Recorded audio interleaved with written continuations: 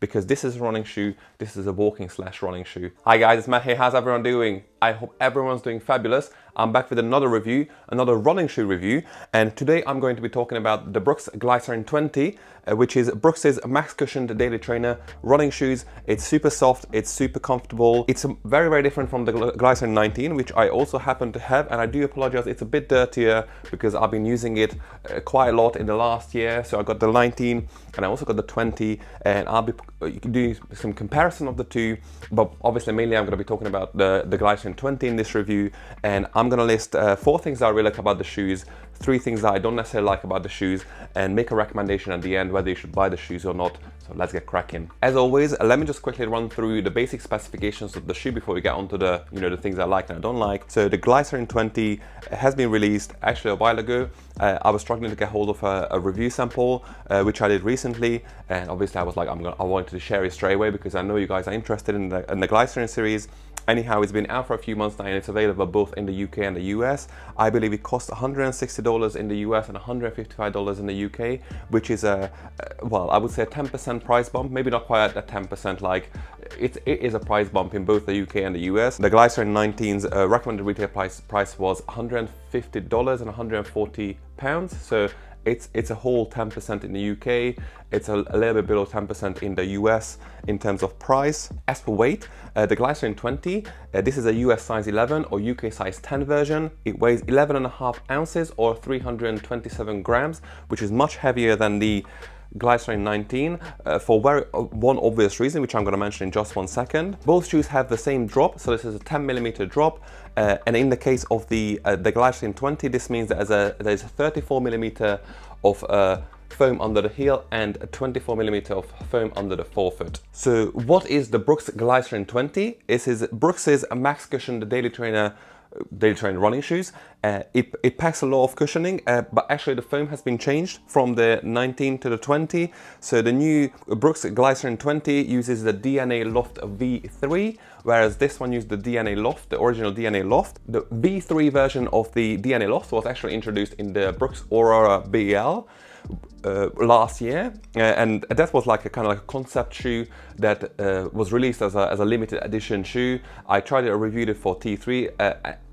The sad thing is I haven't got it out, so it's in the cupboard. Obviously we started the moving process, so I can't get it out from the cupboard, but I'm going to drop a link in the description for the review at T3 when I did about the Aurora BL. So the foam is from this Aurora BL, or it's been trialed in the Aurora BL, so it's different foam. It's actually a bit heavier, as I mentioned, than the DNA Loft, and it has a slightly different running dynamic as well, I would say, which I'm going to be talking about in the second half of this review. Other changes include the reworked engineered mesh upper, which is set to provide a better fit, as something I'm going to mention as well later on in the review. And other than that, obviously you got the same sort of plush cushioning, nice comfortable fit, and everything else you would expect from a Glycerin series, which again is Brooks's very comfortable long runs, daily training kind of running shoe. Let's talk about the 4 things that I really like about the Glycerin 20. The first of them being that the design has been changed and for the better.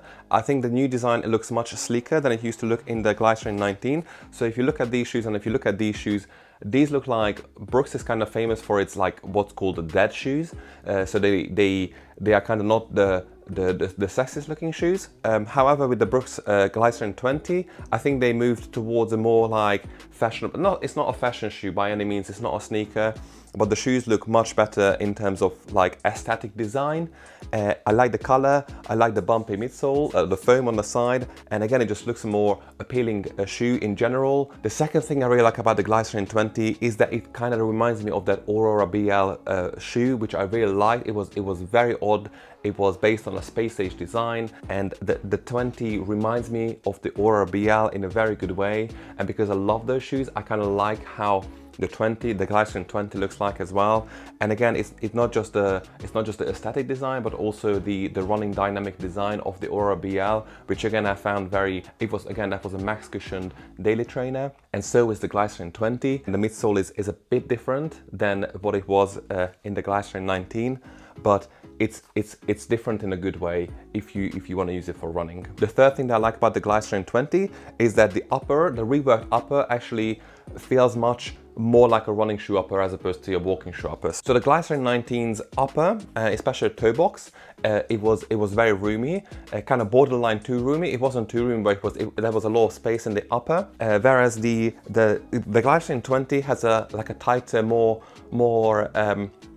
it's not tighter. I wouldn't say it's tighter. It's just better fitting in general, which I think for a running shoe, that's what you want. So for walking, obviously the 19 was great, and you know, for a lot of different reasons. So this is very comfortable still. But the Glycerin 20 feels like that they tuned it so it's better for running as such, as opposed to like it's better for all sorts of things that you can do on your feet. And then the fourth and final thing that I like about the Glycerin 20 is that it's just a better daily running trainer than the Glycerin 19, because the foam is more responsive, the fit is better. So altogether, as a daily training running shoe, it is a better shoe for that purpose. And again, I'm not saying anything against the 19, but when I think about how it feels to run in the 20, it just gives me a bit more energy, that it's a bit more responsive than how the 19 used to be. Okay, now that we talked about the good things about the Glycerin 20, let's talk about the bad things, or things that I don't quite like as much, of which are only two things.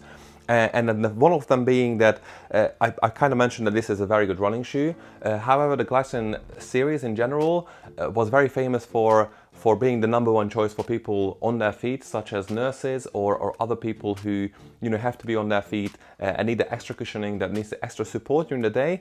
And I think that the 20 moved away from providing that and to provide more like a better running experience. And again, I'm not sure if it's a bad thing, but it's certainly different. And considering that Brooks has other running shoes as well, like the Ghost, that has well, again, it's not a max cushion trainer, that's like a daily trainer, but I believe that it might be not off-putting, but people might have to think twice before they get a 20 for walking or just as a general everyday trainer, because this is a bit more responsive and tighter than the 19 was. And then the second thing I don't necessarily like about the Glycerin 20, and it's not about that I don't like, but I think some people might find it misleading to some degree. It obviously, Brooks sells this shoe as a max cushion shoe, and obviously there's a lot of cushioning going on in the shoe, but it's not quite as soft as some other max cushion running shoes. Again, don't get me wrong, this is not a firm shoe whatsoever, but there are other max cushion running shoes that I kind of associate with this soft plush running experience, such as the Fresh Foam X1080 V12 or the ASICS Gel Nimbus 24, or even the On Cloud Monster. I think those are softer than the Glycerin 20, and again, for the same reason, they're not quite as good for anything faster than the slow-paced run. If you use the previous Glycerin versions, and if you go to the Glycerin 20 thinking it's going to be exactly the same, it won't be. So it will be slightly different. It's still very soft, but not quite as soft as you know, it's not like, oh my god, it's so soft, you step on it and then like you just gonna, you know, it's running on clouds. It's very nice, it's very springy, but there are other shoes out there that are springier than this. That's all. Should you buy the Brooks Glycerin 20? If you need a running shoe for high mileage, long distance, slow runs, then this shoe is going to serve you really, really well. If you want to, you know, if you need it for like those sort of jobs that you know I mentioned earlier, then you might want to stockpile the 19 instead, which is obviously much cheaper nowadays, and to make sure that you've got that sort of experience, because this is a running shoe, this is a walking / running shoe, and I like the running that it is now a running shoe and mostly a running shoe. But I don't necessarily know if other people will like it too, quite to this level. But I do. And as I mentioned earlier, if you need a plush daily trainer, I might go with a New Balance 1080 V12 or the ASICS Gel Nimbus 24 instead of the Brooks 20. But I will probably use the Brooks 20 instead of those two for my daily runs, the long runs, which I'm gonna have today as well. I've got an hour and a half run to go, and I'm going to be using the Glycerin 20 because I think the energy return is better because of the foam being slightly firmer and more responsive than those ones. But again, it's definitely not the plushest running shoe out there. Hi guys, sorry, just a quick one. I just realized that I forgot to mention the rating or the score for the Brooks Glycerin 20 in the video, so I'm just editing it and I'm like, I forgot it. Anyhow, so I gave the Brooks Glycerin 20 90 out of 100 as a score. And not sure, originally I wanted to give it a puffy cloud as a, you know, as a 90 out of 100 puffy clouds, but I think it's kind of misleading because it's not a super cushion shoe. So for now, just 90 out of 100. So that was it. Back to the video. So that was it for today, guys. Thank you for watching. I'm off to the US tomorrow, actually, for a few days. So I'm not gonna post any new videos at the beginning of next week. Hopefully, I will be able to upload a new video, you know, the second half of next week, which I'm hoping is going to be the Enduro. So I'll be using it for a month. So I'm probably going to do like a month after a month. I'll be wearing it for a whole month. Again, I went from just having Garmin 10 on one hand to having Garmin 10 on both hands because I've been wearing watches in this weather, you know, for months now. So that is coming. Plus, obviously, I got even more running shoes. I got the new Nike Zegama, the trail running shoe. Plus, I got the Endorphin Trail as well. So there's going to be a bit of that coming. And if you guys are interested, and if I should do more versus videos, please let me know which versus videos you want me to cover. You know, it's either running shoes or watches because you know, I've got those as well. I've got plenty of both to compare. So if you're interested in those, please let me know. As always, guys, if you like the video, please leave a like and consider subscribing because more and more of these videos are coming. And you know, obviously, any feedback, please do let me know. Thank you for watching, guys. You have a lovely day, and I shall see you very soon. Bye.